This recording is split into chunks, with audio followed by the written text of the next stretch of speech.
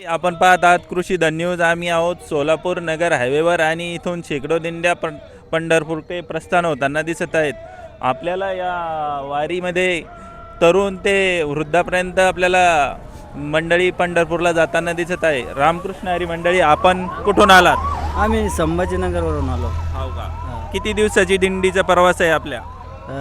दिंडीचा वड वड वड पौर्णिमेला निघाली, 1 महिन्याचा. आणि आता कधी पोहोचणार आहे आपण आपली दिंडी पंढरपूरला? 24 तारखेला. हो का? काही नवीन तरुण पिढी आहात तुम्ही, तर जे घरी बसलेले आहेत त्यांना काय संदेश देणार आहात तुम्ही?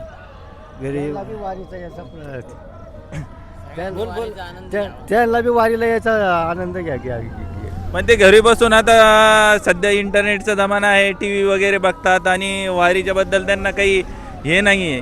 जर तुम्ही तरुण आहात, तुम्ही वारीला आलात, पण त्यांना वारीत येण्यासाठी काय प्रेरणा देणार? त्यांना हीच प्रेरणा देणार आम्ही का तुम्ही बी वारीत यावी. हो का? खूप आनंद आहे वारीत खूप आनंद आहे. सर्वांनी वारीला यावा अशी आमची म्हणणं आहे बा. सगळ्यांनी वारीला यावा. सगळ्यांची इच्छा आहे वारीत यावा. आता तुमच्याकडे सध्या पाऊस कमी आहे असं माहिती आहे, सगळ्या चॅनलवरती आपल्याला बघायला मिळतं. आणि संपूर्ण महाराष्ट्रात पावसाची यंदा भारतातच कमी आहे. तर आपला आता सध्या पेरण्या झालेल्या नाही. आता तुम्ही पांडुरंगाला इथून जाऊन दर्शनाच्या वेळेस काय साकडं घालाल? हे पाऊस पडू दे, काळे आई पेकू दे, सगळेच पोट भरू दे आणि माऊलीची कृपा अशीच राहू दे. ठीक आहे, धन्यवाद.